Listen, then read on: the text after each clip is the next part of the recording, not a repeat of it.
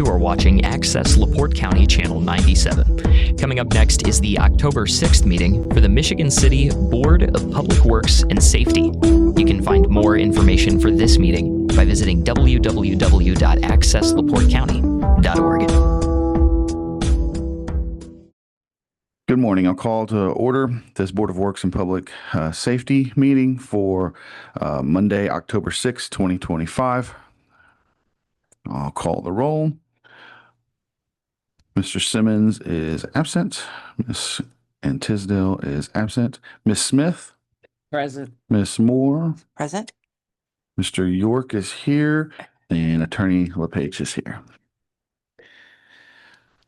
All right, our first order of business is approval of minutes. This is approval of the minutes from our regular hybrid Zoom meeting on September 15th, 2025. Has everyone had time to review those, and are there any additions or redactions? Motion to approve. Support. Call for the vote. Ms. Smith? Yeah. Yes. Ms. Moore? Aye. And chair votes aye as well. All right. I know it's a little strange only having three of us up here. All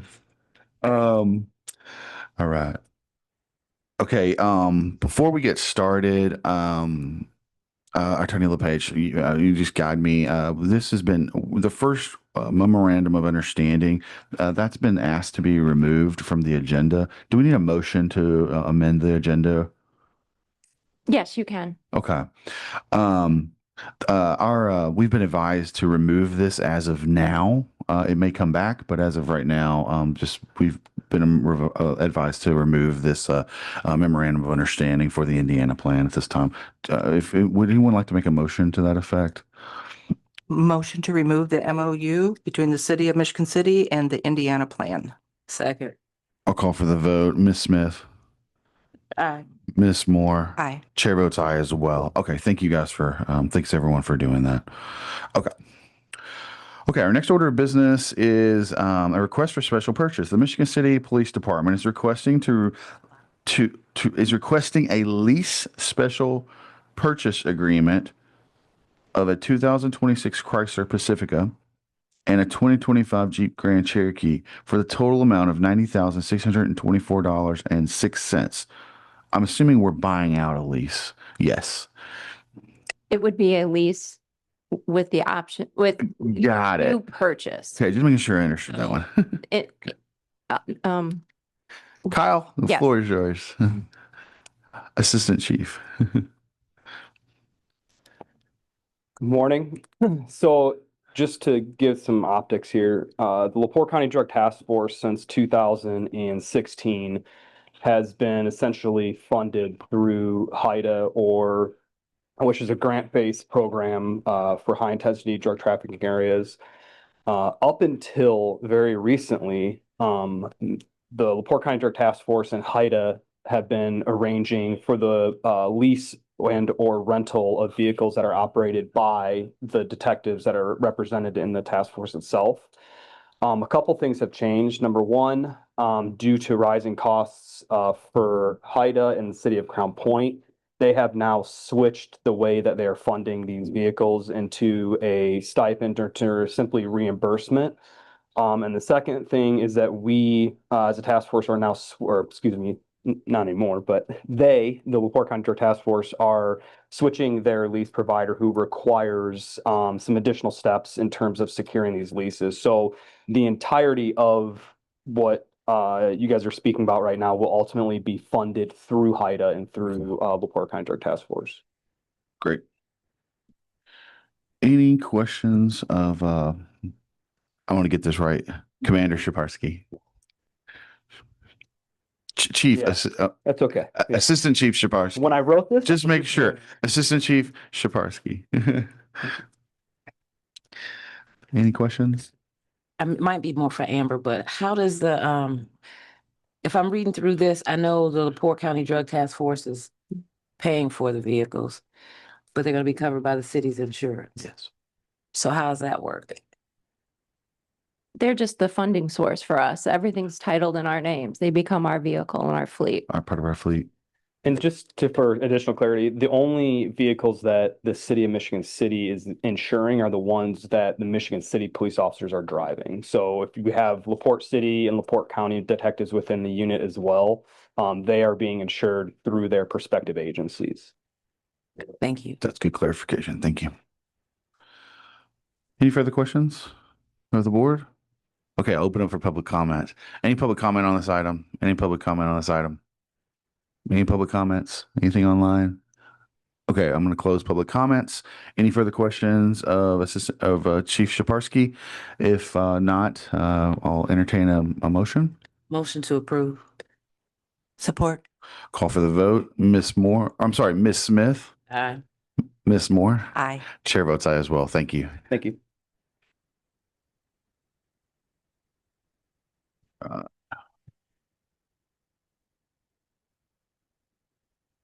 Right. Next order of business is a contract. The Human Resources Department is requesting the approval of the American Fidelity contract for 2026.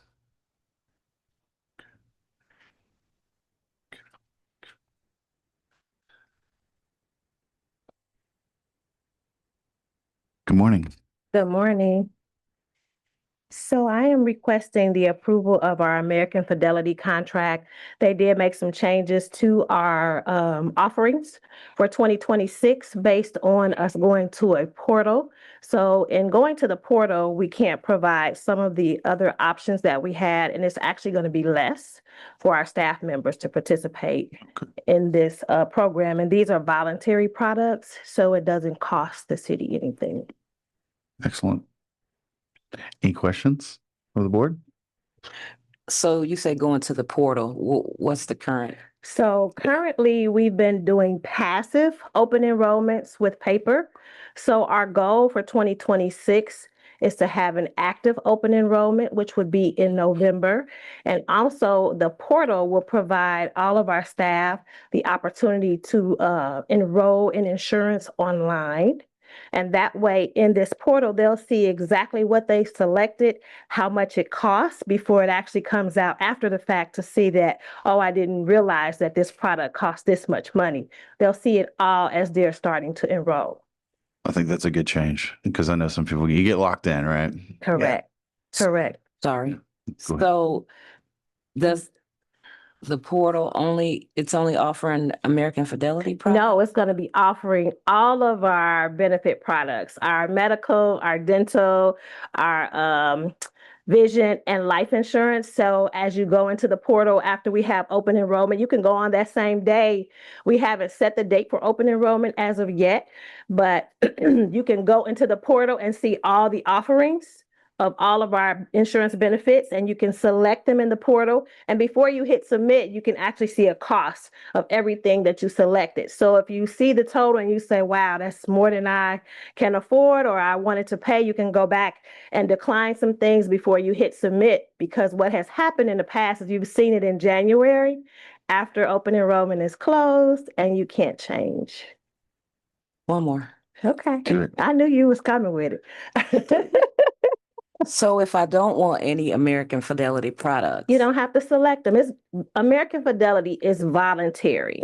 So if you look through the portal and you see that you don't want any of their products, just decline them. Yep. You're welcome. Great questions. Any further questions? Okay, I'll open up for public comment. Any public comment on this item? Any public comments? Hold on. Any public comments? Okay, I'm closed public comments. Any further questions of the board? If not, can we entertain a motion? motion to approve. Support. Call for the vote. Ms. Smith, Aye. Ms. Moore, Aye. Chair votes aye as well. Thank you so much. Thank you. Next order of business is a road closure for a special event. The Michigan City Fire Department is requesting a road closure on October 11th, 2025 from 10 a.m. to 1 p.m. for their open house at Station 1 on West 10th Street from Ohio Street to Elston Street and on Elston Street south of West 10th Street. Is there anyone here from the fire department or Captain Jesse, have you reviewed this? Are you good? Yeah. Okay. Anyone from the fire department here? Okay. I'll open for public comment. Any public comments? Yeah, Tommy Klovic, 1316 Ohio Street. This is a fire prevention open house. A lot of other fire stations and departments are doing this across Northwest Indiana. So I strongly encourage you to pass this road closure and I'll go over there and check out it. I always wonder, I always walk by station number 100 times. So I'll always by there. I've never gone in there. I'd like to take a tour of it. And you know, they're kind of like all the other fire stations. They were all built at the same time, kind of designed the same way. I'm looking forward to going. Thank you. Any other public comments? Any other public comments? All right, I'll close public comments.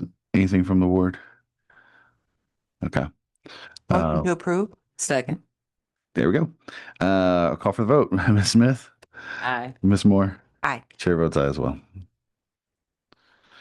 Okay, moving on. Next order of business is a request for traffic signage. Steve Novak, 120 Woodside Drive, is requesting a caution hidden drive sign to be placed westbound and eastbound on Barker Road to warn drivers that cars are entering and exiting Woodside Drive. Good morning, Mr. Novak. Good morning, Tell, everybody. tell us a little bit about what you're seeking and Well, we're looking yeah, for talk a about what's hidden up. drive sign to be placed on both sides of Barker Road, right before Woodside Drive. Since this subdivision was opened in the late 80s, the stretch between on Barker Road between Cleveland and South Woodland has experienced increased traffic. Cleveland Avenue was extended, Woodside Crossing Apartments, Canterbury House Apartments, the Elms, formerly Rittenhouse, LaPorte County Division of Family Services, a new fire station at the intersection of US 20 of Cleveland and Little Wolves Early Learning Center have all opened. There are also 2 city bus stops on South Woodland and Barker.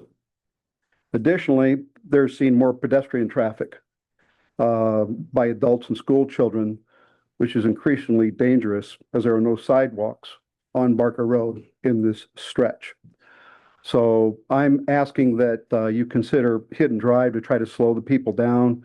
The entrance is hidden by a curve coming from South Woodland to Cleveland, and then on Cleveland from Cleveland to South Woodland by a hill. And this increased traffic has just made it more difficult to exit Woodside Drive. So really what we're just trying to do is to slow people down, to call their attention to it. I've provided some documentation with some images. I've also shown you an accident that I did see back in February. There've been many near misses, and I've also seen some swerves as far as avoiding school children. So just wanted to call your attention to it so that you can do a traffic study and kind of determine, is it something that needs to be addressed? Okay. Any questions for Mr. Novak from the board? Thank you for all the information. I will say that. Thank you. I do have an add-on comment. I also frequent that area a lot. And I agree, coming from Woodland to coming around that curve, I don't think there's even a speed limit sign. Right. And I've seen a lot of people, and actually I've been around that curve, and if the sun's setting at a certain time of day too, I couldn't tell if somebody was in the road. Right. And a lot of people do. Kids are walking that way, people going to Al's. We Mhm. see people up and down that area a lot. Well, it's become a major cut through as far as to get to Franklin Street, rather than going all the way down 20 to Franklin Street where Walgreens is. Yeah. They cut across there, and it is difficult. There's also a lot of branches and trees. It's kind of overgrown, so that could be trimmed back. And I did look, and the speed limit is 30 through there, which seems a little high. So, but that's a different request, where maybe lower the speed limit to 20. But that's for, a traffic study to determine. Okay. Any other further questions for Mr. Novak? City Engineer Werner, have you had time to look at this? Okay.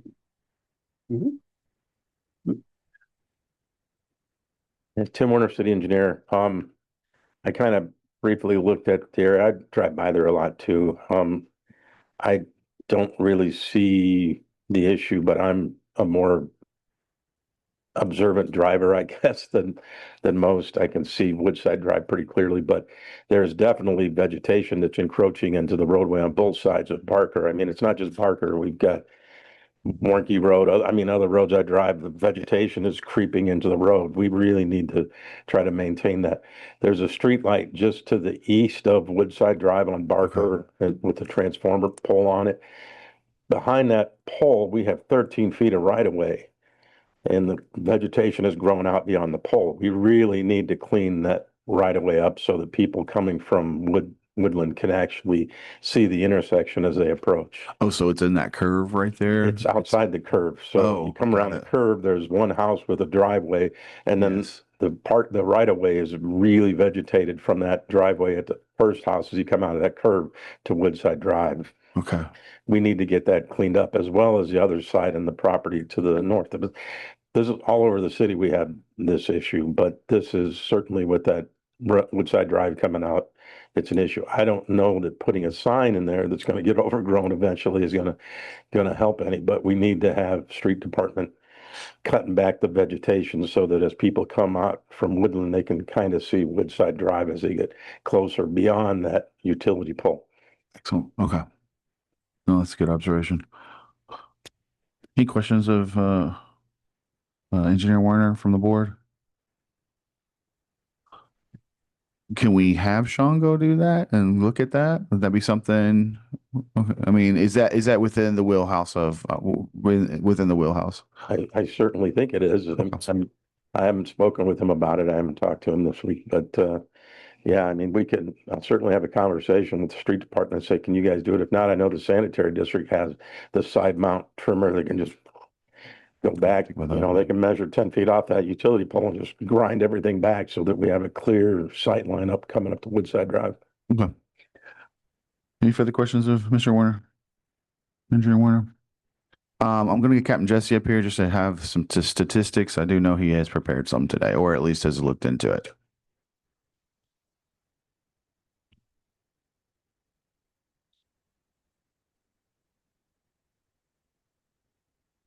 Good morning. Good morning. In looking at my email, it says since 2000, but I've only saw records for one accident at that intersection nearby, and it's the one that he's referencing, Okay. which was a speed too fast for the weather conditions. Okay. Vehicle accident. Okay. That's all you're looking at? Yeah, and then the traffic software that we were trying out said that most people in the 95th percentile are doing about 35 miles per hour in that area. Okay. And then do you agree with him with Engineer Warner, maybe some trimming of view sheds and things of That that would be nature? a good start. Probably would solve the issue. Again, I don't know that there's, as far as stat wise, that there's a huge issue. Obviously, I can't measure near misses or anything, but with only one in that many years. Okay. Yeah. Alrighty. Question Oh, for you. oh. How does that software determine what the speed is? How are we doing that? That company, they use GPS, SiriusXM, a lot of different in-car GPS signals. I forget all the different types. There's like 1,000 different ones. So it was a cold call that they did, and we listened to their pitch and had a month trial. So I looked up some of these intersections and things that were coming in front of the board on that. So I don't know. I'm not a Purdue engineer, but they said there were thousands of different software and devices that they use that they can like kind of track the GPS speed and also how many cars are kind of going through intersections. Again, not 100%, I would say, but kind of does give you a little bit more guidance. Thank you, Commander. Well, All right. Any further questions of the board? That software is a good indication that somebody's always watching you. So behave in your car. Any further questions of the board? Okay, I'm going to open it up for public comment and then we'll come back to the board. Yeah, Tommy Kolovic, 1316 Ohio Street. First of all, those homes on Woodside Drives are just absolutely beautiful. I think they're some of our biggest property taxpayers here in the city. So I think we need to help them. I think probably the best thing to do, maybe the best solution be maybe, I don't know if they have one, but a cross traffic is not stop sign. You're going out onto Woodland and, in Woodside. I know they put one at my intersection on both sides of Ohio because I've been having accidents all the time and I haven't had an accident in probably about 3 years since they put those up. So maybe that's all we need to have there instead of having make other, hidden driveway signs. I think they got the cross traffic to not stop signs in their inventory. So that'd be my recommendation. Any other public comments? Good morning, Board. Scott Mellon, 200 Kenwood Place. I reviewed the petitioner's submission, his photos, very thoughtful, and clearly he's very concerned. I think it's pretty clear that signs don't fix the problem. Maintenance, this is a maintenance issue. We need to clear the foliage. That subdivision has existed there for 35 years or 45 years.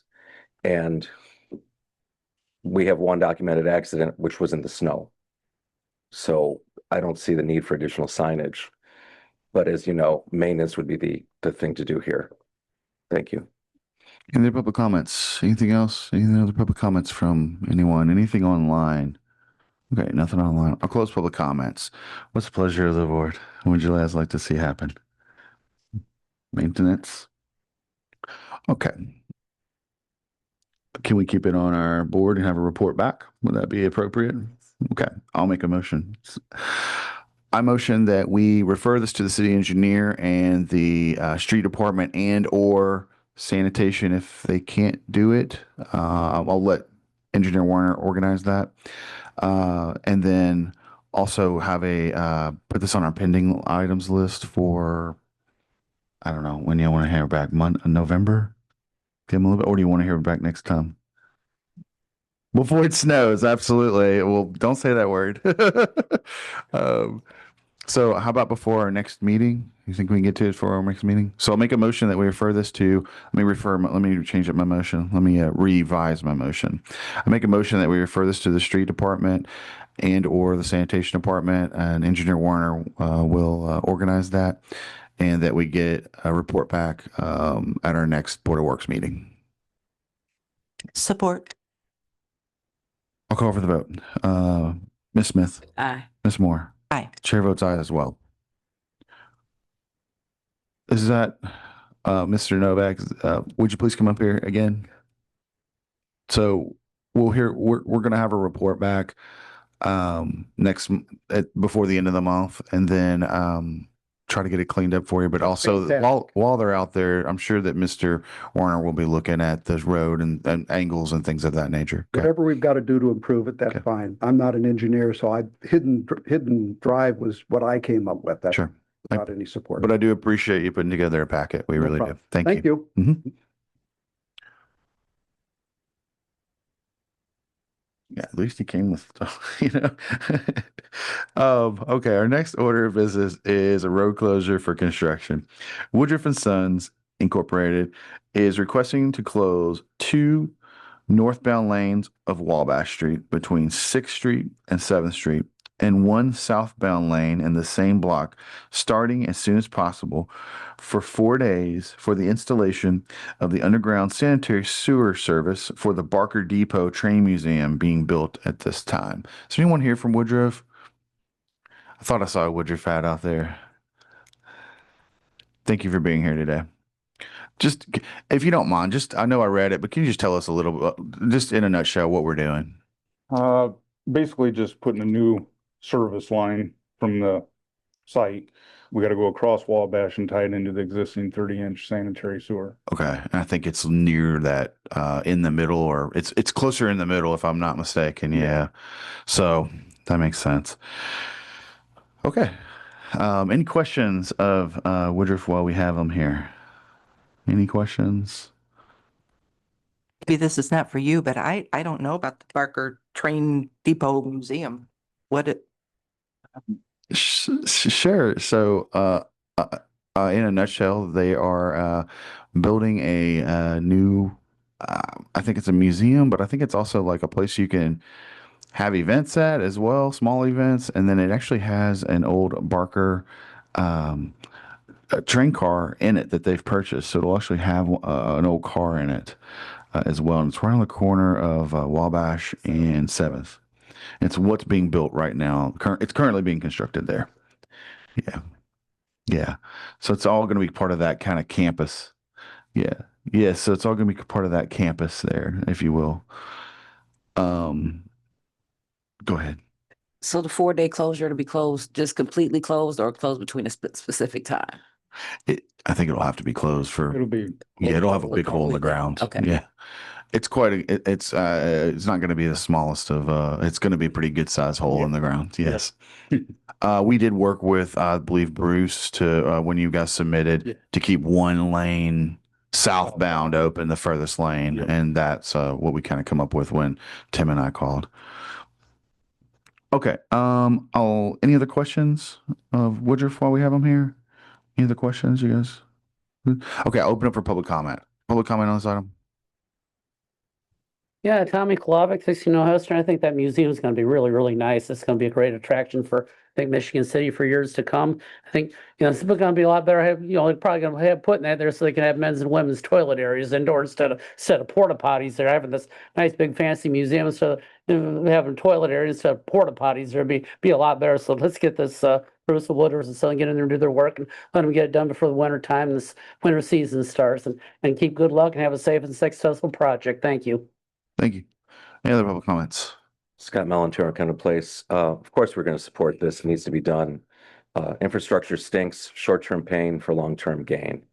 So please approve it. Thank you. Any other public comments? Any other public comments on this item? Anything online? Okay, I'll close public comments. Any further questions or do I hear a motion? Entertain a motion? Motion to approve? Support. Call for the vote. Ms. Smith, Aye. Ms. Moore. Aye. Chair votes aye as well. All righty. Next order of business is a sidewalk and parking space closure for construction. Fernando Patino, Undefeated Construction, is requesting a sidewalk closure and the closure of 2 parking spots in front of 1605 and 1607 Franklin Street for debris removal and preservation work of 1605 Franklin Street until December 31st, 2025. I do not believe Mr. Patino is here today for a emergency in his family. Ms. Vacher, could I ask you a question? I'm sorry to put you on the spot. I feel like all this goes hand in hand. So, good morning. Good morning. Happy Monday morning. Yes, I was unaware that Mr. Patino had an emergency. I haven't seen my email for a bit yet. So, okay, so you were informed. All right, well, so let me give an update on this request. This is part of this board's direction to Mr. Warner Graff, the owner of 1605 Franklin Street, to address his property and the needs that need to go there to avoid the demo order. So Mr. Patina is the demolition contractor. He has been working with the clerk's office to make sure we have the certificate of insurance to be able to close the sidewalk and the driveway. I'm not sure that process is completed, but I know that it is ongoing and the insurance agents are working together. So I'm confident of that. All other aspects of the project are moving forward as prescribed. I've checked into all of those. I have a written document from him, which I will be able to provide to you, but we had a system disruption, so I wasn't able to get back into it and do a couple of tweaks. The sidewalk closure is necessary as well as the 2 parking spaces because they're going to work on the facade, which has been the challenge, and they need to be able to get the equipment in there safely to work on the facade. The actual facade work is not set to start for at least another 30 days. They're focused on the actual clean out at this time, and they do have the permits in place to do that work. Perfect. Happy to talk about any other aspect of this now or later in the agenda. Go ahead. So to be clear, no on the insurance liability, correct? Not yet. And that was the problem. Yeah, we're waiting on the COI. Correct. Yeah. The commissioners, yes. Just so I'm clear, they need the sidewalk closure and the 2 parking spaces just for the facade, or for the clean out, Dumpsters. or both? Right now, the dumpsters to start the clean out can be done in the back. That's how they Oh, did it okay. the first time. Okay. But as they begin to work on the facade, they need the equipment. Technically, yes, it would be, they could put a dumpster there as well, if they needed it. That way, there's plenty of room. But the sidewalks there are only like 6 foot wide, so they need more space to get. Not a lot of They get room to there, move yes. over there, correct? Okay.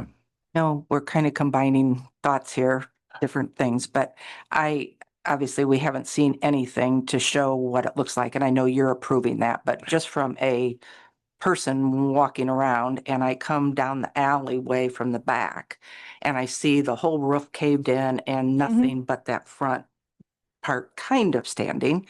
So they're just going to replace that part with this process, this facade reconstruction. What does that entail? I'm not clear entirely what Sure. he has presented. But yeah, be happy to explain. So the structure itself is a steel frame structure. It's rare to have something of this caliber. It's very strong. It's very sturdy. We had the structural engineer come in and verify that. So the biggest concern was the front of the building and the facade actually tumbling on to the walkway, to the sidewalk, which would endanger someone. And so the first major construction element is to stabilize that facade and that facade wall and do all of the tuck pointing, et cetera, necessary to go ahead and clean that facade. And there's a sidewalk closure. There's also a detour associated with the sidewalk closure. Okay. The question I have then, and this is, I'm not an engineer and I didn't go to IU or Purdue, Ball State. But, so if the facade is standing, but it'd be like Thank the you. front of my house being there, but nothing else is behind it, Mhm. how do we protect that facade for how long? I mean, how long does that stay with nothing else being done? There's a permanent, clear. you'll see the photos from last time, but you'll see it in the packet. There's an interior bracing that is done on the they do this all the time in New Orleans, DC, anywhere you're doing a facade. It's like you're keeping the shell on the building, right? So they anchor it from the inside. There's an entire system that they re-anchor that facade to, that then anchors into the wall and into the steel structure, which is absolutely impressive. Works very well. Mr. Werner also has that individual who will be doing the design of that structure under contract. And he has the timeline for the project. Very well-known gentleman in Chesterton. What is that timeline? You said you've seen all the documents. I What will is that? I will provide this board with that packet. I apologize, but there's a 100-day time frame. It has begun. I gave them notice to proceed to begin to clean out of the building. They have to get the basement cleaned out and get that safe and secure so that then they can work on the facade. So the 100 days has started. They have several milestones. They also have a monthly reporting requirement that I have in the document that I've given them. The first report will be at the end of October, the second at the end of November, and then a wrap up in December to see where they are.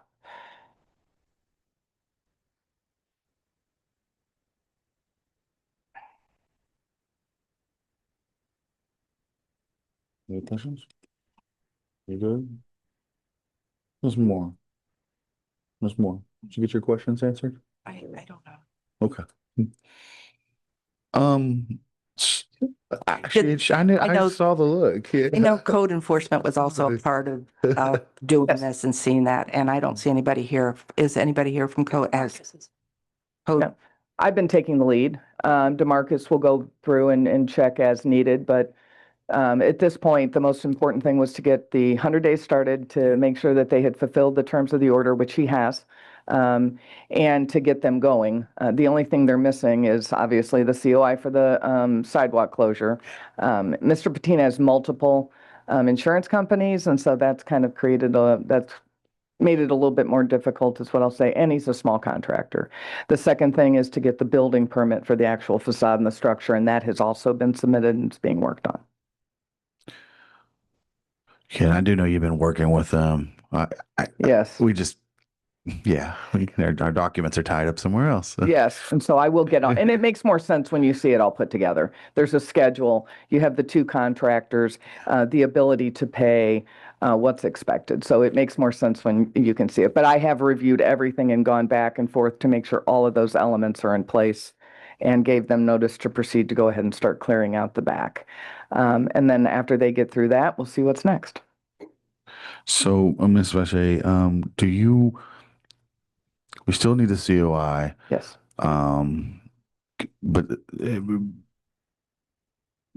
is this, can we deal with this at another time at our next meeting? Yeah. Or what is your recommendation of, I'm a little uncomfortable of like approving it pending, because I don't want Madam Clerk to have to like call them up every hour or every day.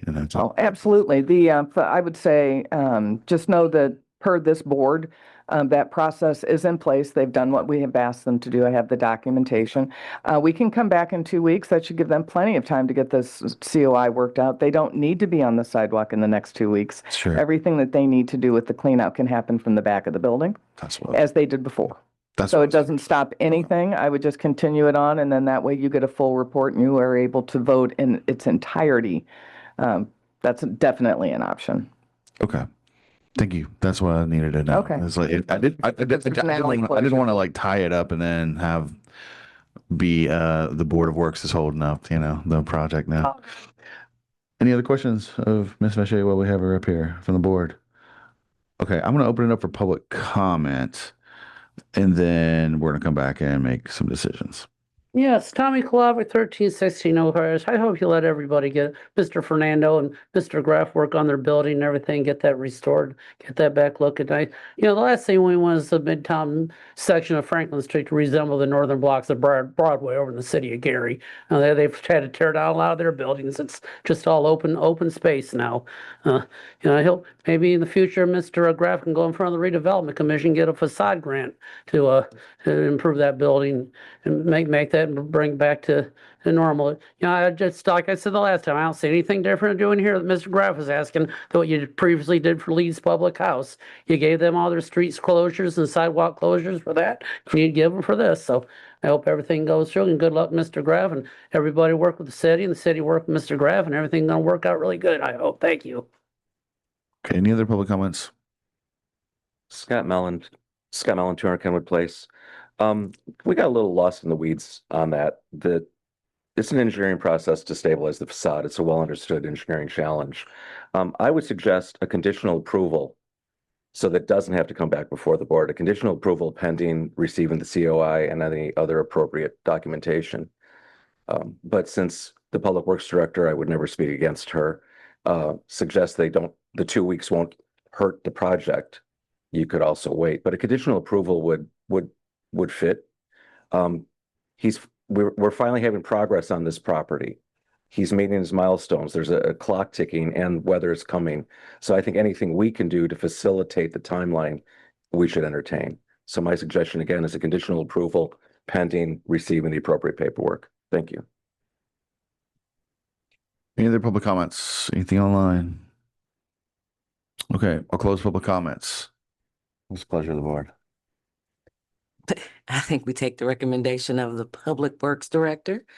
It is important to note that we are trying to work with Mr. Warner as he's meeting his milestones. However, we still have obligations to the city that we need to protect. So I say we take our Public Director's recommendation. Would you like to make a motion to that effect, and maybe Make a motion that we bring this back in 2 weeks and give them time. I'll second it. I'll take a vote. I was gonna say, so this is a little strange. Ms. Smith? Aye. Ms. Moore? Aye. Chair votes aye as well. Okay. Our next order of business is an alley closure for construction. The city of Michigan City is requesting to close the alleyway between Franklin Street and Washington Street and between Ann Street and Homer Street for the construction activities at 1605 Franklin Street. Ms. Vacher. I'm back. This alley closure is in relation to the same project. Although the contractor didn't initially identify that as something that he needed, I thought it was a good idea to go ahead and put in the alley closure. It just gives them more room to work. And I think it's safer rather than having people walk through the alley, even if they're getting curious, as folks do.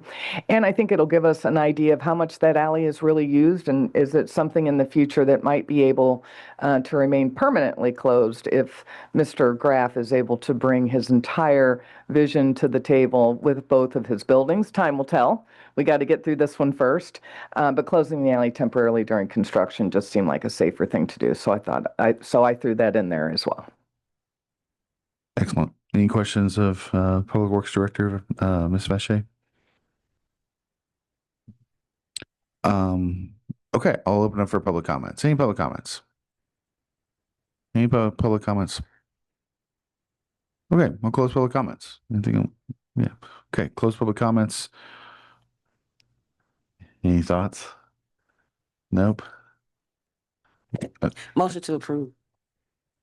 Do I second? I'll second it. Call for the vote. Ms. Smith. Aye. Ms. Moore. Aye. Chair votes aye as well. And then I guess I would just say you're going to Public Works Director Vacher, you will be in contact with Mr. Warner, correct? Perfect. Thank you. Anything we can do to get Mr. Patino and get the COI here would be really great to help our clerk out. Okay. Next order of business is payroll claims docket. This is a payroll claims docket. Everyone had time to look that over. Is there a motion? Motion to approve. Support. Call for the vote. Ms. Smith. Aye. Ms. Moore. Chair votes aye as well. Also, our next order of business is a claims docket for October 6th, 2025. Has everyone had time to look that over? Motion to approve. Support. Call for the vote. Ms. Smith. Aye. Ms. Moore. Aye. Chair votes aye as well. Okay, on to some other things. Our next order of business is some updates. Our Michigan City special events. Would you guys like to come up here and give a little update? It's been a busy year so far. Okay. They will not. They will not. Good morning, Terry Greetham, Michigan City Special Events. Not a lot of excuse me, a lot to report. We've had a pretty busy event season, very successful event season. Our next event is December 6th, which is the Festival of Lights Parade. And following that at Uptown Social, we will host the Chili Cook-Off and Kindle Market again this year. We're currently updating all of our 2026 sponsorship packages. We've set a target of $100,000 in sponsorships for 2026. And we will be coming before the board, most likely the next meeting, to request our dates for 2026. Awesome. So that's it. Awesome. Questions of Mr. Greetham? What was your target for this year for fundraising, and did you reach it?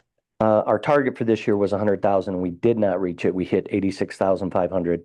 But I'm confident that we will hit 100,000 this year. We also, our revenue for this year, I believe, was just over $124,000 between 86,500 in sponsorship, just over 20,000 in admissions for the Sand Festival, and just over 17,000 in revenue from vendors. Excellent. So we almost doubled our budget, but we'll get it next year. That's excellent. Any other questions of Mr. Greetham? Well, it's been an impressive year, so thank you. Thanks. And thank you, Eric, too. Let's see. We will not have an update today by the Parks Department. We will try to get them up here next time. We do have another update. Michigan City Water Works Department to give an update on the US 20 annexation area, water main. Good afternoon, Mr. Johnson. How you doing? Morning, I'm good. Chris Johnson. Or good morning. Water Yeah. for Work Superintendent. I did send out a letter. Basically, I'll just highlight the important parts of this. As you know, the board did approve the water main extension for that annexation area. The successful bid originally was $648,987 and change. There was, which was below the original engineer's estimate. And then we did have a change order to increase the cost by $6,478 due to some traffic control came up due to NDOT's permit requirements. Since then, the project has commenced and actually is complete. As far as the construction is concerned, the water is on and in service.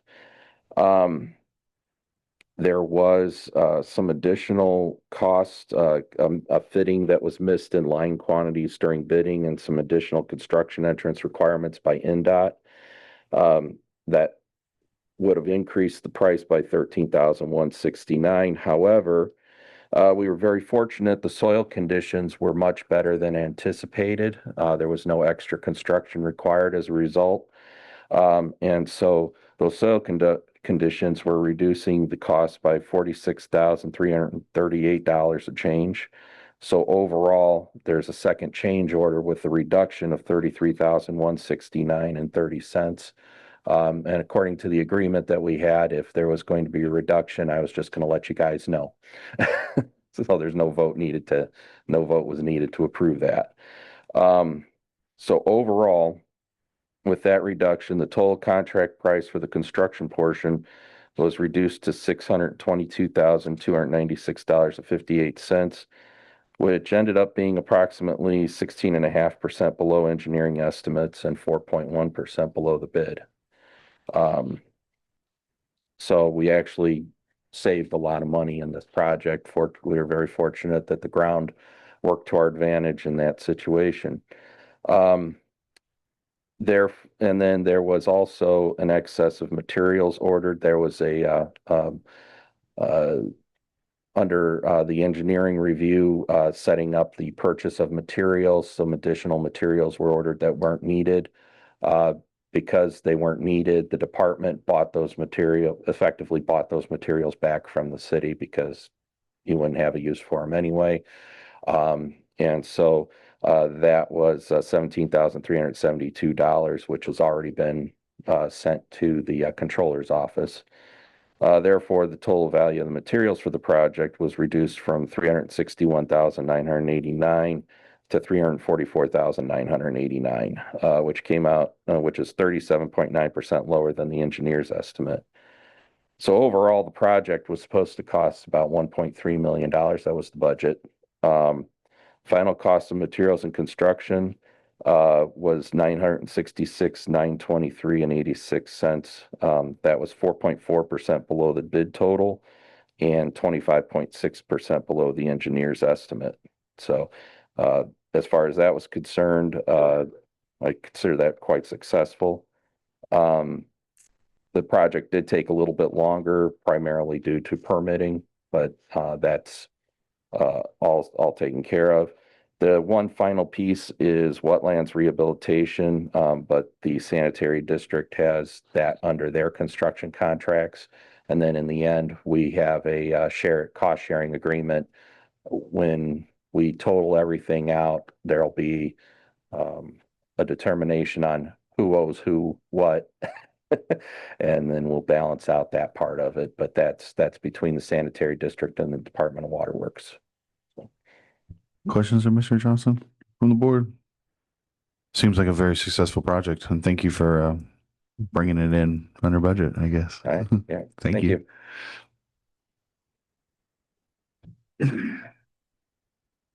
All right, moving on.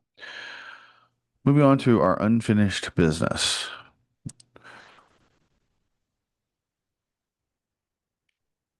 A request for, okay, our first order of business on unfinished business is a request for signage or striping. Nancy Cross, 501 Pearl Street is requesting striping or signage to stop people from parking either partially or fully on the sidewalk that is on the north side of Elston from Lafayette Street to Spring Street. This was tabled from our July 21st, 2025. Has there been any, Mr. Warner, Engineer Warner, have you had time to look at this one? I met with Sean out there at the site. I know he was going to do some pavement marking layouts, and I don't know if he's gotten that work done yet. I haven't had a chance to talk to him. I was only in a couple days late last week and didn't catch up with him, but I'll try to follow up with him and report back to the board at the next meeting. Okay, so do you like for us to table this to our next meeting? I would like it to be off the list, but yeah. Our second meeting? Yeah. Okay. Okay. Okay, I'm so sorry. Should we make a motion to table this? Yes. Yeah, or to move it on? Yes.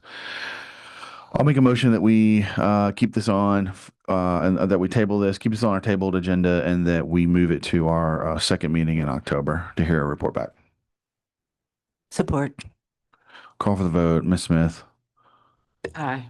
Ms. Moore. Aye. Chair votes aye as well. Okay. Request for traffic control. Denise Bilal of 211 Superior Street is requesting parking on one side of the street on Superior Street. This was tabled from September 15th, 2025. I don't know if you had time to go out and look at that street. Most of these are for you. This street and about 90% of our other streets pretty much exist in the same condition. I don't know. I live in the area of Old Edgewood. I have cars parking on both sides of the street. I manage to get through okay. I don't think any of our fire trucks have ever had any issue getting through the streets this way.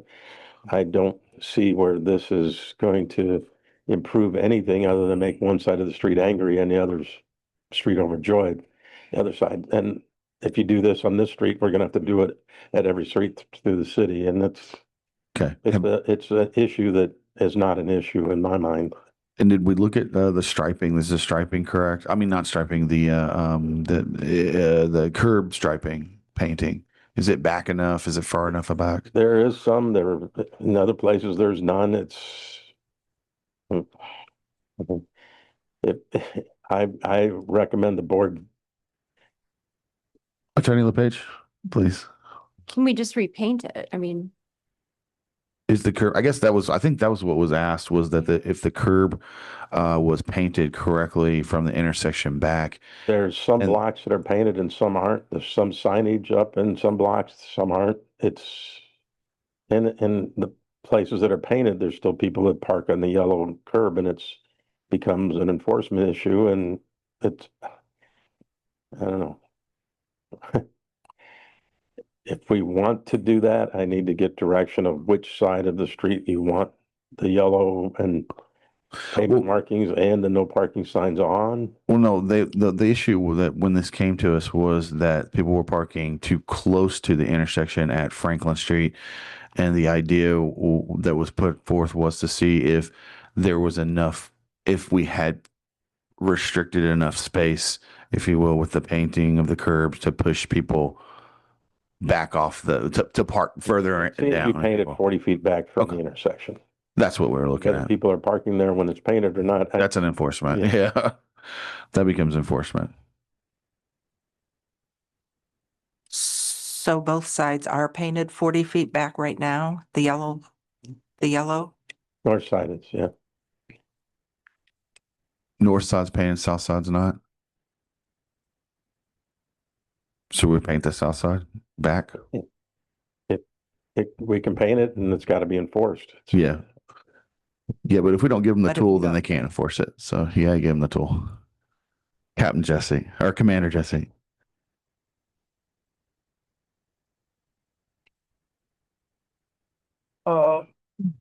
I know I have the pictures. I did write a parking ticket out there the last time this was on the agenda.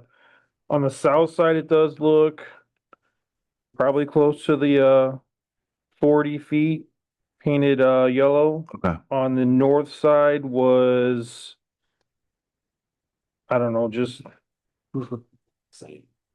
it's not 40 feet. I mean, it's by the stop sign, but that's also where that sign was that said no parking loading. Loading zone.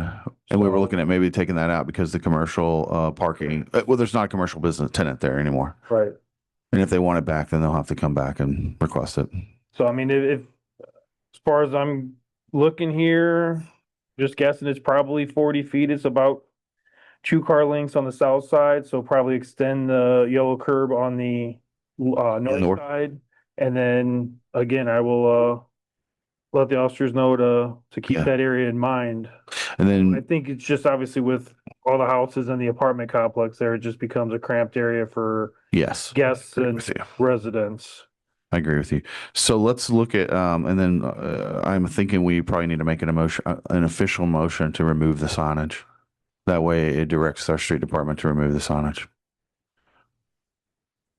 So I'm going to make that motion. I'll make a motion that we remove the loading zones signage from that area. If there's not going to be a business there, they're not going to get a parking space or a loading area. They'll have to come back. And to add the additional paint as suggested by Commander Jesse. Support. I'll call for the vote. Ms. Smith. Oh, well, yeah, I'll open it up for public comments. Why not? Yes, Tommy Kolovic, 1316 Ohio Street. When I said last time, you got to remember when all these homes were built, these neighborhoods were built, cars weren't invented yet. Everything was horse and buggy. Just take a look at picture on that wall over there. Even the fire engines were horse and buggy. You should call them fire engines, not fire trucks. Chief Legault really read me out on that one time. I think the one side of the street, the parking needs to be denied. Been driving there every morning since the last 3 weeks per the meeting. There's always a dark blue GMC Envoy license plate AKK 500, always parked right on the corner in the yellow. Commander Jesse, you go write him a citation or have that vehicle towed away. It's there every morning. You're not supposed to park in the yellow. If it's designated no parking, there's no parking there. That's the way it is in the city. So that's just my thoughts on it. So just deny the one side of the street parking. Thank you. Any other comments? Oh, yeah. Scott Mellon, 200 Kenwood Place. I took a close look at those streets. There's several streets right there. It's not just the street the lady asked about. It's a pain. I think the chair came up with the right answer. Let's remove the loading zone and let's repaint the curbs on both north and south sides of the mouth of the intersections that intersect with Franklin. It'll make it better to turn in and out. And clearly fire trucks and garbage trucks are navigating those roadways as they have for decades. So other than, this is another city maintenance issue from my perspective of let's paint the curbs to give the officers the tools they need to enforce the traffic code. Thank you. Any other public comments? Anything online? Okay, I'm going to close public comments. And then I'll repeat my motion. I make a motion my motion was that we remove the loading zone sign and that we add the additional paint to the north side that we repaint the north side to match the south side. I think it's 40 feet if I'm not mistaken.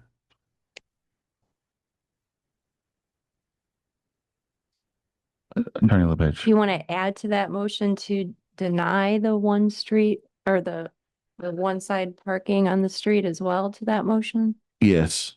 Yes, I would like to add that. Would you like for me to revise my motion? I'll revise my motion. I make a motion that we deny the parking on one side of the street, that we remove the loading zone signage, and that we add the additional painting needed to make that 40 feet, as I believe it's 40 feet away from that intersection. No parking on both sides. On north and south side, yes, absolutely. Support. I'll call for the vote. Ms. Smith. Aye. Ms. Moore. Aye. Chair votes aye as well.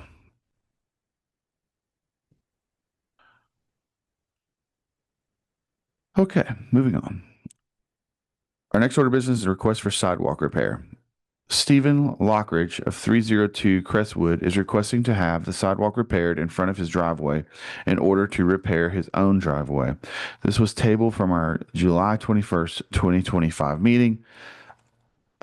Engineer Warner, have you had time to look at this one? Yeah, I thought we had put this one to bed already. 302 Crestwood Drive, the sidewalk is included in our list of sidewalk improvements for the 26 Okay. improvement lists. And I thought I indicated that way back in July, but in any event, I guess this thing's still here. I talked with the resident. I said, when we do the sidewalk work, you can talk to the contractor about getting a price to do your driveway all the way up to the garage at that point. Okay. And when is that scheduled to be happening? That will be advertised this spring and the work will go as soon as the weather breaks in the spring. Okay. We need to take it off. Mr. Lockridge, would you like to speak? I see you out there. You don't have to, but if you would like to. You took the time to come, so I wanted to offer you some time.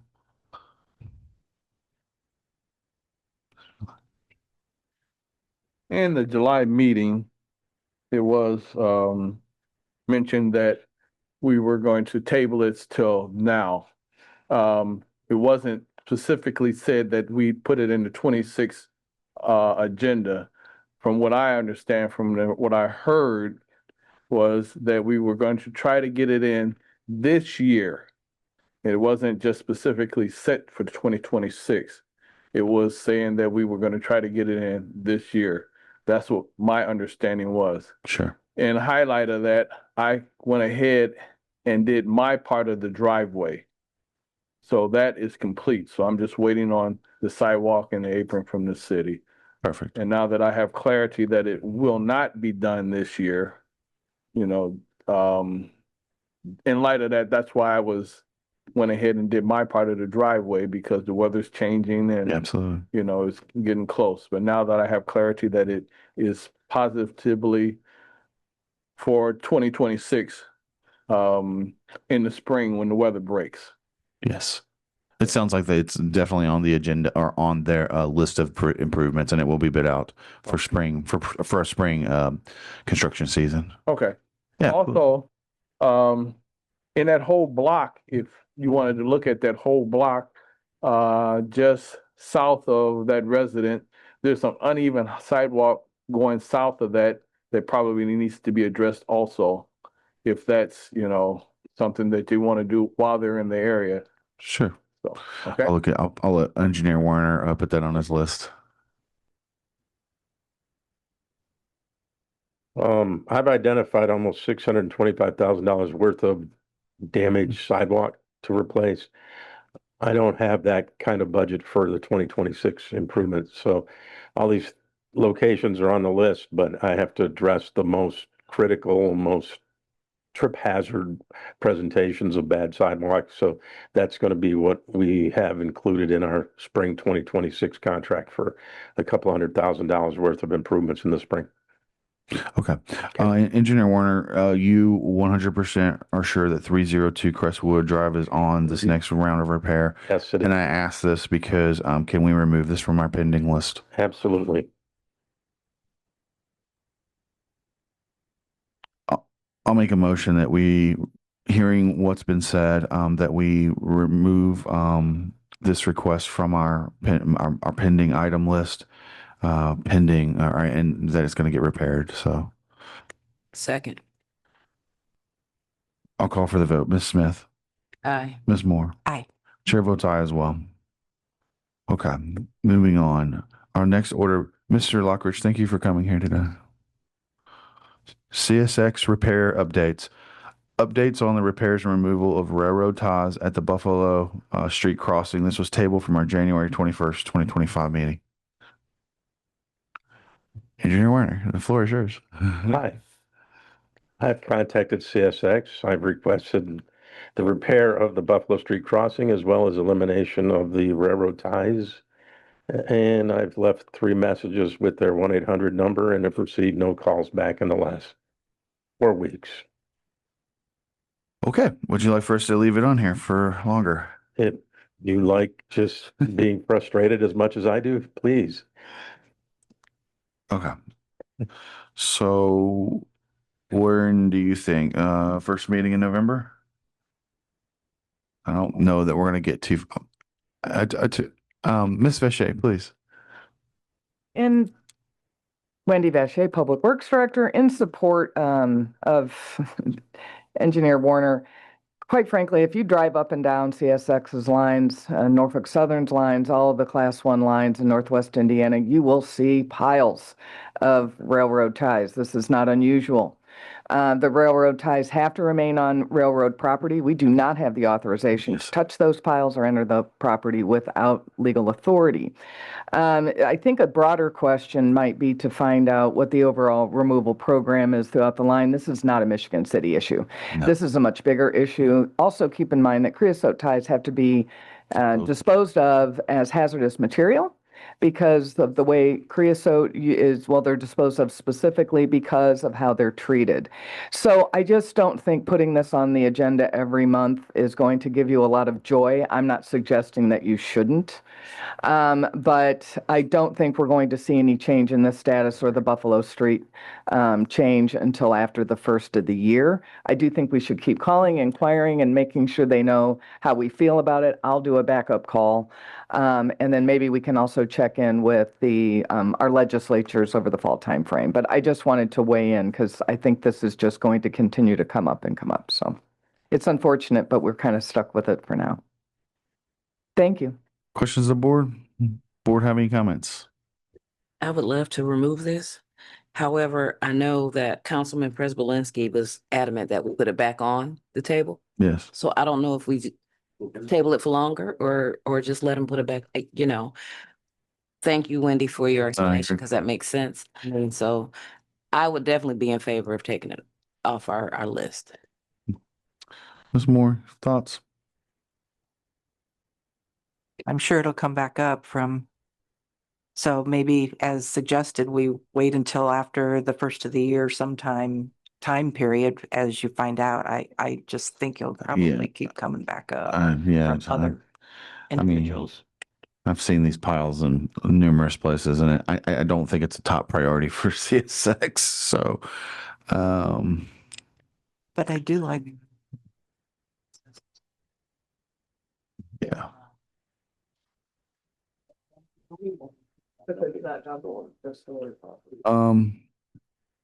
Okay, I'm gonna open up for public comments.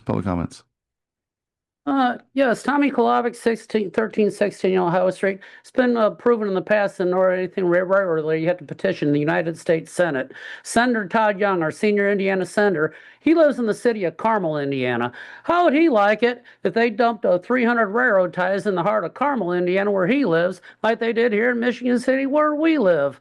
Another railroad tie issue is Lighthouse Mall Premium Outlets along 8th Street. Their entire fence line of 8th Street, between the sidewalk and the fence, they got a huge rotted railroad tie mess along their entire length of fence line there, almost a 3-block stretch. I think it's really poor, bad stewardship on their part to really maintain their facility in that manner. I don't know who's running the Lighthouse Place now, who's in charge, but I think pretty much ever since the pandemic, they've really gone downhill there. So that's just my comments on that. And they need to get rid of those railroad ties and fix that crossing. You need to petition the Senate. That's the only way you can get it done. They're the only ones that have any jurisdiction or authority over the railroads. Any other public comments?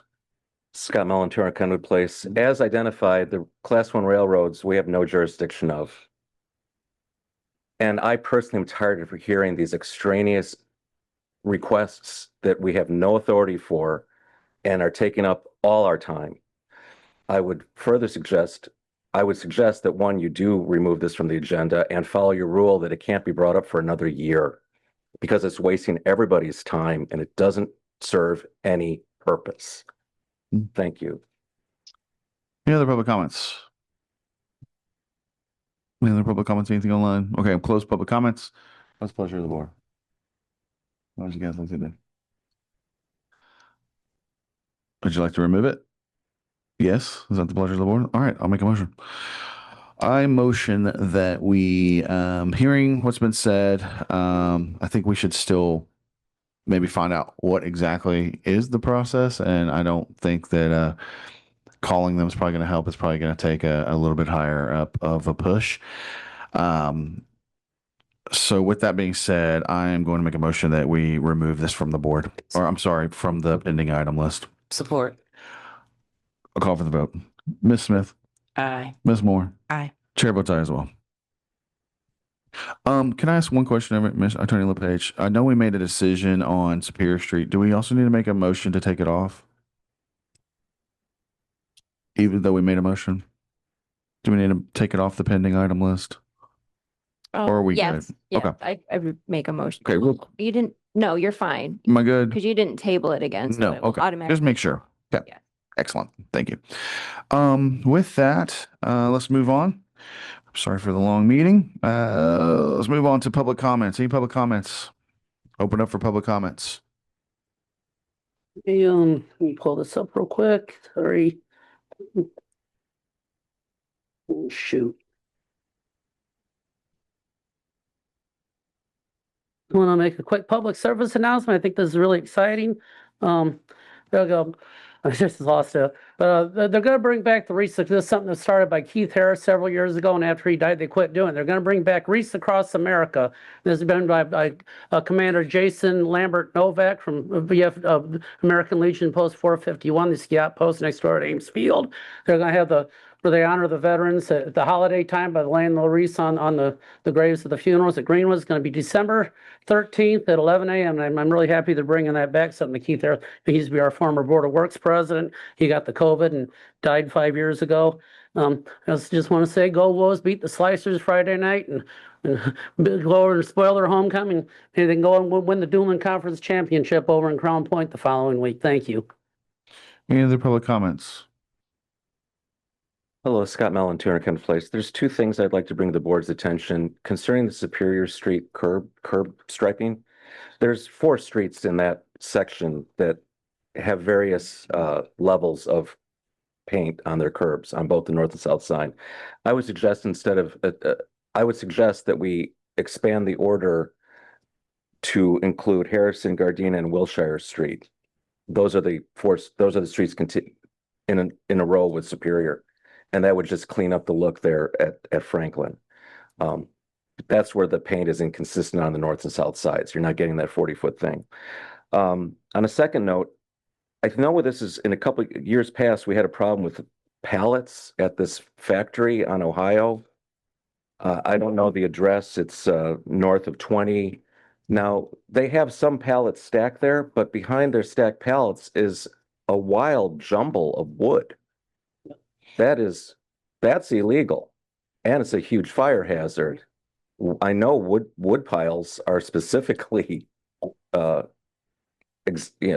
problem. I can't think of the right words, but it goes against code, and it's clearly an issue. Where do we stand on that? Why isn't this being followed up on? I don't know what pressure we have against that factory. And I remember one last thing. Oh, Public Works Director just distracted me. Oh, this board approved $400,000 for the Elston multi-use campus. I don't know what we're calling it. What is it called? Redevelopment. I keep going to the wrong board. I just want to know what we're getting for the $400,000 if that project's moving forward.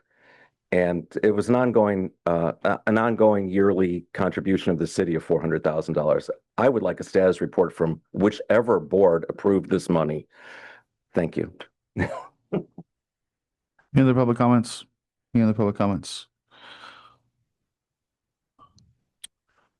Attorney LePage, do I need to read the resolution or is that just for FYI? That's just for an FYI to keep it on there. Thank you. Any other public comments? Anything online? Okay, I'm gonna close public comments. Any board comments? Would you guys like to take a small break before we get into our next piece? She said no. Yes, yeah. Any board comments? Do we motion to adjourn? No, No, you just take a 5-minute recess. we're gonna take a 5-minute recess and go from there. Okay, we're back from recess. Do I need to take a roll call again? Or no, we're good? Okay. Alrighty. Our next order of business today is a grievance hearing. This is a grievance hearing with the Firefighters Union, IAFF Local 475, that was filed on or about August 26, 2025. Attorney LePage, I'm going to hand this over to you or Attorney LaBille, or I'm sorry, Attorney Bill. No, hold it to me. Let me set the record Okay. and then, yeah. Okay. Go ahead. So if anybody's coming here to testify or present their case, if you could please come down front for the hearing today.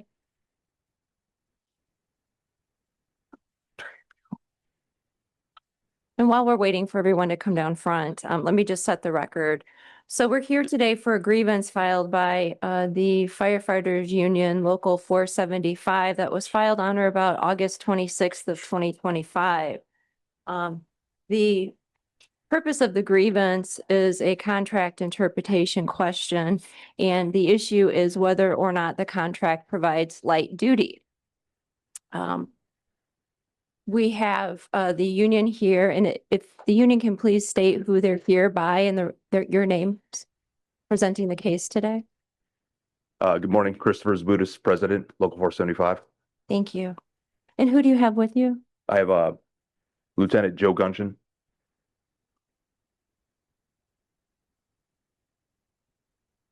Thank you. And then the representative for the city present here today.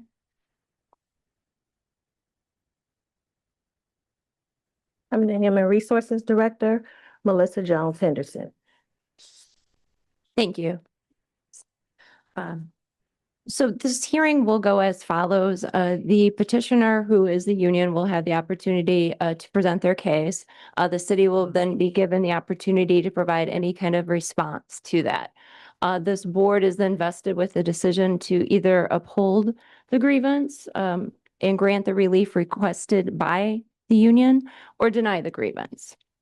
The board could render its decision today or take it under advisement to render at a future proceeding. So if the parties are ready to proceed, anyone that will be testifying, if you could please stand and raise your right hand so I can swear you in under oath. Do you solemnly swear and affirm under the pains and penalties of perjury that the testimony you're about to give will be the truth? I do. Okay, thank you. Please have a seat, Mr. Zabitis. Am I saying that right, Zabitis? No, but that's okay. Please say it for me. It's Zabutis. Zabitis. Thank you. I've been dealing with it for 42 years. It's okay. Floor is yours. Oh, all right. This is my first time doing this, so we'll see what happens. On August 11th, an email was sent out from our fire chief stating that light duty as of September 1st is no longer going to be given out. No real further explanation other than it came down from the city, came down from the mayor. Since November 5th of 2007, we have had a light duty. My understanding it was a policy, but this memo right here, effective December 1st, 2007, off the job injuries and illnesses. Light duty will be available. Oh, this is from Chief Dave Lamb at the time. I apologize. Light duty will only be available to fire department personnel by adhering to the following guidelines. Light duty will be attainable when work is available pursuant to the chief's office. All fire department personnel must, 1, use 3 24-hour reimbursable sick days prior to coming on light duty. 2, use 2 24-hour reimbursable sick days every 30 days while on light duty. Should you run out of reimbursable sick days, including your bank sick days, you'll be required to use vacation days. So that was the memo that came out. This has been in effect since 2007. To my knowledge, I've only been on the job since 2018. There has not been any issues with this light duty policy. And we're asking that it be reinstated. And again, excuse me, I haven't done this before, so I'm figuring it out as I go. Does everybody have a copy of our actual grievance that we filed? I assume you do. I handed it to the board before the hearing. So under Article 13, sick leave, firefighter suffers an illness or is disabled from a non-work related cause and is physically unfit for duty, including restricted duty, commonly known as light duty, then the firefighter shall be granted access to the sick bank. So while light duty is not actually spelled out, it's the next logical step after you can't be on full duty. You should be able to have light duty in order to use your sick bank. Obviously, if you get injured and I'm in a wheelchair, probably kind of hard to come to work. But if I twist my ankle and I just need light duty until I'm able to come back to work, so there's this, the city is skipping this step, just saying, go ahead, now you're on, pretty much, I don't want to say off the job, but you're on pretty much stay home until you're better. So like I said, the past 18 years, we've had some sort of light duty without any issues. I don't know why it's being taken away now. Again, I apologize. It's my first time doing this, so. It's okay. Are you done? Well, I'll make sure I hit this part. There's another part.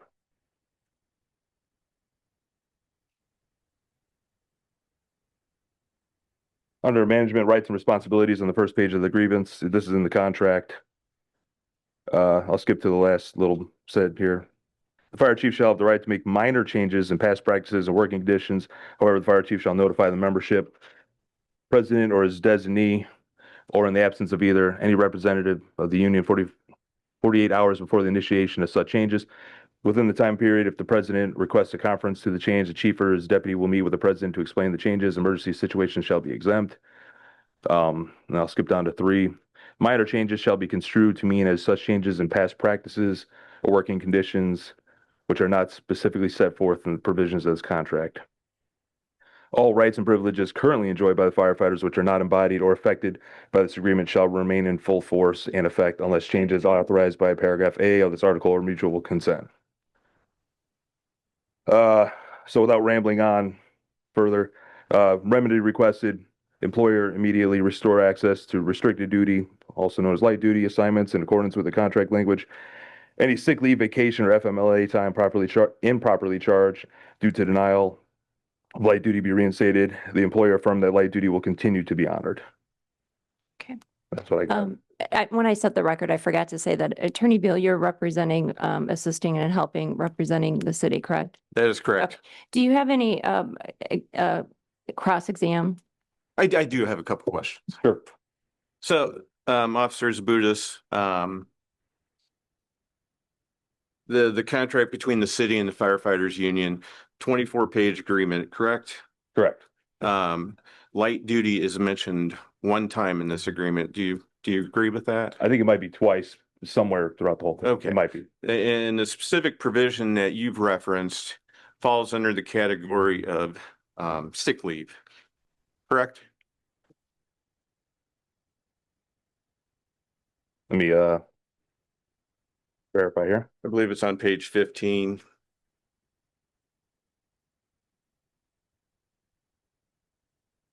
Yep. And in the paragraph that mentions light duty, it's only mentioned because it's defining when a firefighter can access his sick bank of sick time, correct? Mm-hmm. All right. Where else in this agreement does it say that a firefighter is entitled to light duty?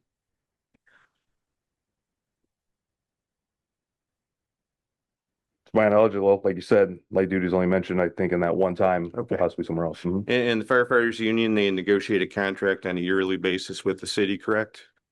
Sometimes yearly to every 2 years, every 3 years, it Okay, changes. so if the firefighters union wanted to, light duty is a benefit that could be negotiated with the city, correct? 100%. Okay, And ultimately, we would like reinstated until we can negotiate something instead of it just being taken away by the city. okay. And you made reference in your argument to the fire chief not having the authority, or only has the authority to make minor changes. Is that correct? Correct. All right. Fire chief didn't make this decision, did he? No, we did not. It Okay. came from the city. This came from the city, who is your employer. Okay, so this wasn't a decision that the fire chief made. Correct. All right. Thank you. Mr. Zabutis, anything else? Can I have Lieutenant Guncher come up, please? Thank you. Lieutenant, how do you spell your last name, please? Guncheon. It's like luncheon, but with a G. Thank you. Please go ahead. So with light duty being a negotiated contract item on prior contracts, in our definitions, it specifically spelled out what light duty was. If we go back to, I believe it was our contract from 2001, it explicitly spells out what light duty entails. And then with us being able to continue to enjoy all rights and privileges, which are not specifically spelled out, I believe in my opinion, it would fall back upon that definition, which was something that was approved by the Board of Works. And then there's nothing explicitly removing it from our contract. It was just in the definition section. It was deleted along with a bunch of other items, which if you'd like a copy of the 2001 contract, I'm sure we can make a copy. It just defines what light duty is. I can read it out here.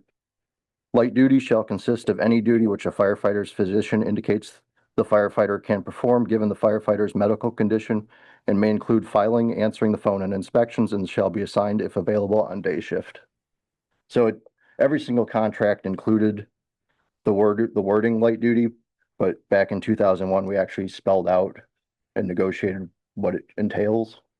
And then at some point, the definition was deleted, but the reference to light duty remained continual through all of our contracts. Attorney Beal, do you have any cross? And sir, you're referencing a 2001 contract, is that correct? That is correct. And that's a contract that would have expired in 2002? This one, it was through 2004. Okay, so that has long since expired, correct? The definition, but. Okay, and the contract that you're currently under does not provide a definition of light duty. No, but it retains reference to it as all of our contracts have. And again, the only reference to it's within paragraph about sick leave and when a firefighter can access his sick bank of time. Correct. But if it was a privilege we enjoyed before, we should continue to enjoy it until. I completely understand that. Thank you. Thank you. Does the union have any other evidence to present? No. No? No. Okay, No. you would rest. Ms. Henderson?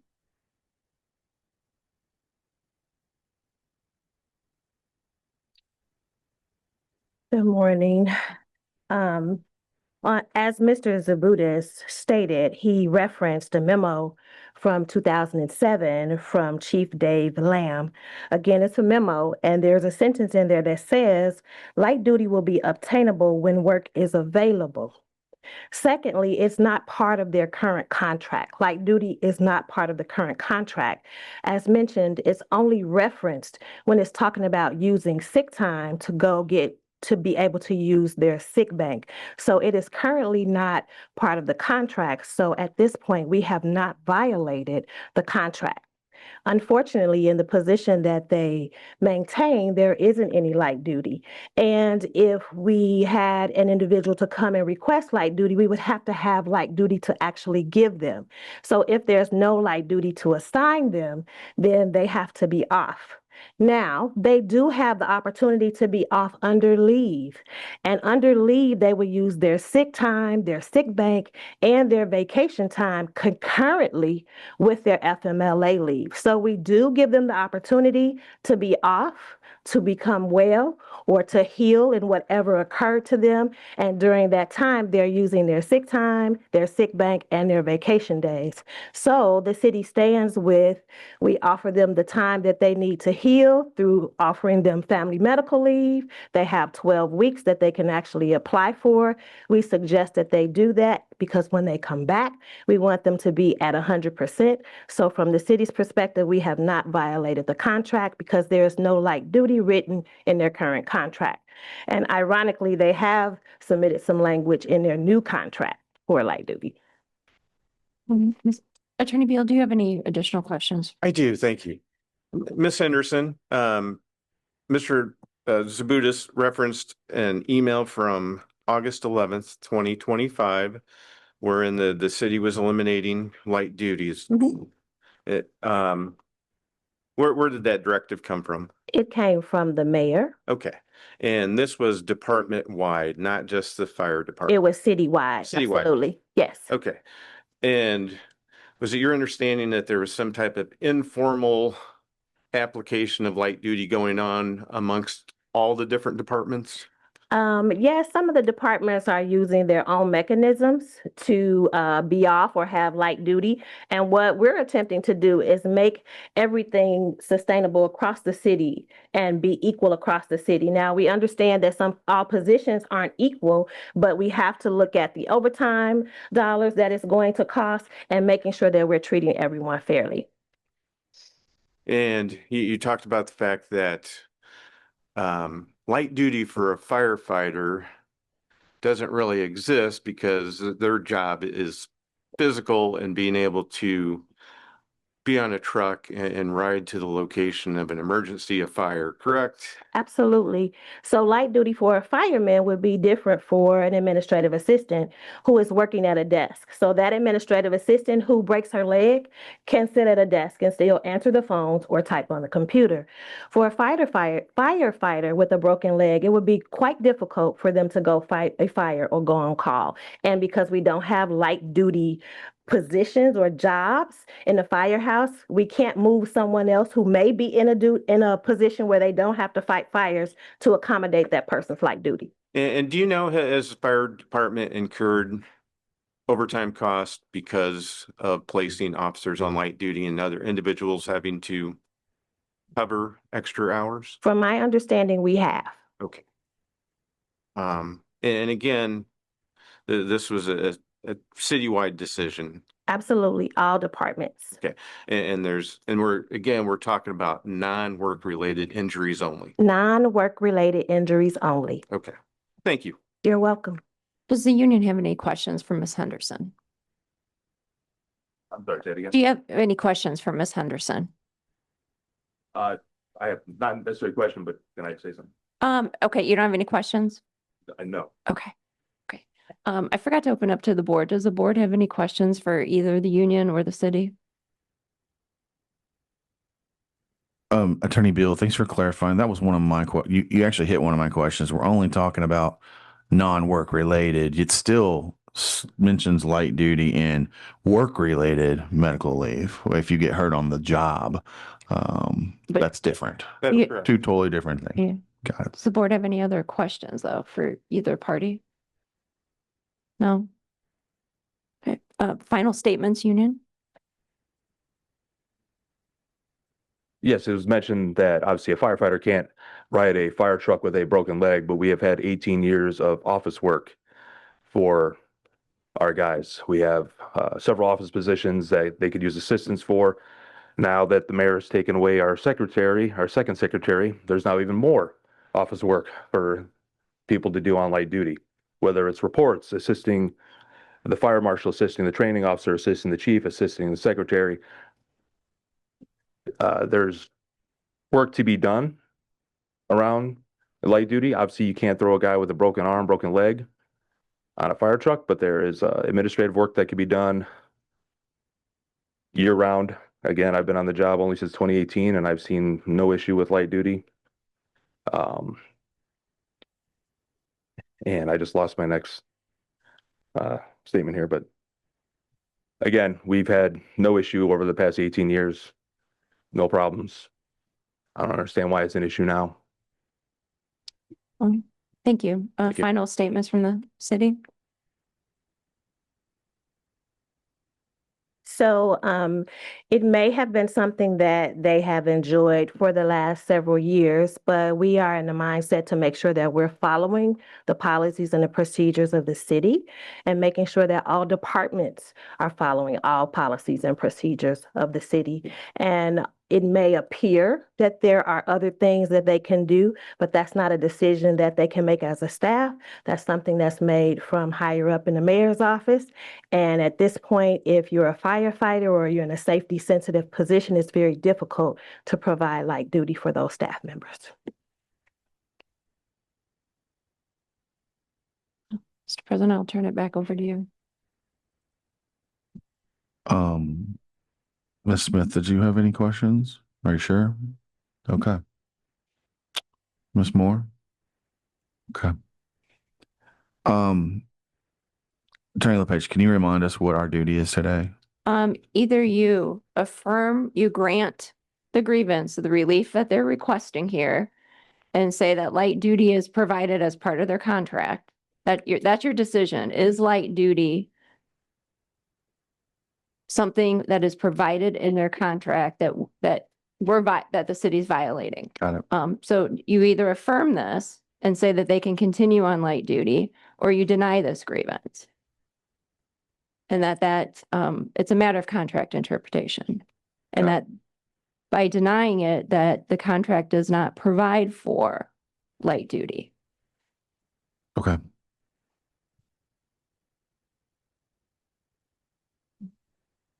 It's a pleasure of the board. What's In light of So- Amber's so- clear explanation, is light duty provided in the contract and the union concedes it is not? Yes. I mean, then to me, the only remedy is to deny this grievance. That's me. I'm kind of, yes, that's kind of where I was leaning. I don't know that it is provided. I think it could be negotiated, part of the negotiations next time, but I don't know that it's provided specifically for off-duty non-work related injuries. Ms. Moore, you have any thoughts on any of this? I just want to I want to hear you're very thoughtful, so I'd love to hear what you were thinking. I make a motion to deny. Second, I'll call for the vote. Ms. Smith, aye. Ms. Moore, Aye. chair votes aye as well.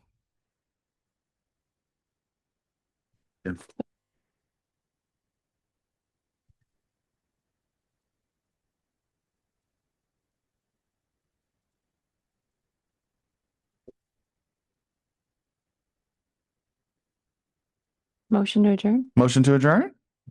Second, All in favor? Aye. All in favor? Aye. Sorry.